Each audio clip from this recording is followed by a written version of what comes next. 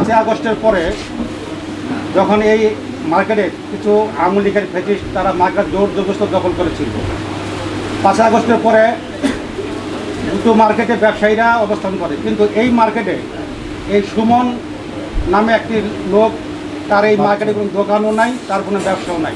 সে জামাতের পরিচয় নিয়ে সে কিছু লোক অনেক দূর দূর দূরান্ত থেকে তার মেসেজের মাধ্যমে কিছু লোক এনে সে এই মার্কেটে অবস্থান করে। ওই মুহূর্তে অনেক ব্যবসায়ীরা বলছিল যে আপনারা যে আসছেন আপনারা কারা, আপনারা কি কমিটি আছে কি না। তখন তারা মবের ভয় দেখাতো। কী দেখাইতো? বলতো আপনারা আওয়ামী লীগের সহযোগী, আপনারা কথা বলে আপনার দোকান চালা দেওয়া হবে, আপনাদেরকে গায়ে হাত তোলা হবে। এই ভয়ে অনেক ব্যবসায়ীরা তাদের সাথে কথা বলতো না। কিন্তু এক পর্যায়ে দেখা গেল তারা 1 বছরের মাথায় তারা এই মার্কেটে অনেক অরাজকতা সৃষ্টি করলো। কী সৃষ্টি করলো? তারা দোকানে লিফটের এই লিফটগুলি আমাদের চালু করা ছিল, সিটি কর্পোরেশন দেওয়া ছিল লিফটগুলো, এগুলি সংস্কারের কথা বলে তারা 30 লক্ষ টাকা আত্মসাৎ করে। কিন্তু এই লিফট সংস্কার করতে গিয়ে মাত্র 2 থেকে 3 লাখ টাকা খরচ হয়েছে। গত মাসে বিদ্যুৎ বিল 28 লক্ষ টাকা তারা না দিয়ে এখান থেকে চলে গেছে। তাদের কাছ থেকে অফিস বুঝে নিয়ে তাকে বিদায় করে দিয়েছে।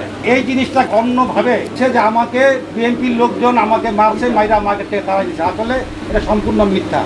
তার যদি কোনো কমিটি থাকে, তার যদি মার্কেটে কোনো ব্যবসা প্রতিষ্ঠান থাকে, তার যদি ট্রেড লাইসেন্স থাকে, আপনাদের মাধ্যমে সে বলুক, আমরা সাধারণ তাকে গ্রহণ করে নিব। আমরা 5ই আগস্টের পর খুব ভালো ছিলাম।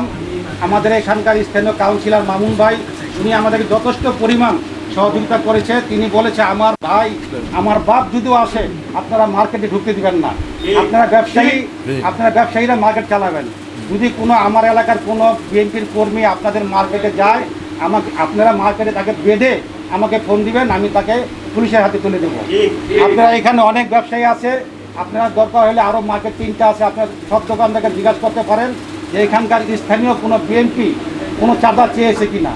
যদি চাঁদা না চেয়ে থাকে তাহলে সুমনের কোনো দোকান নাই, সুমনের কোনো মার্কেটের ব্যবসা নাই, তার কাছে কে চাঁদা চাইল? এবং সে এই এত বড় একটা জামাত ইসলামীর নেতাদেরকে সে একটা ভুল মেসেজ দিয়ে সে একটা বড় একটা শোডাউন করাইলো এই লাঠি শোটা নিয়ে। এটা আমরা এই ব্যবসায়ীরা আতঙ্কিত। এর জন্য আপনাদের সহযোগিতা চাই, আপনারা সত্যিটা তুলে ধরুন, আমরা যেন শান্তিপূর্ণভাবে এখানে ব্যবসা করতে পারি এবং এই নগরপালিকা মার্কেটটা যেন ব্যবসায়ীদের মাধ্যমে পরিচালিত হয়।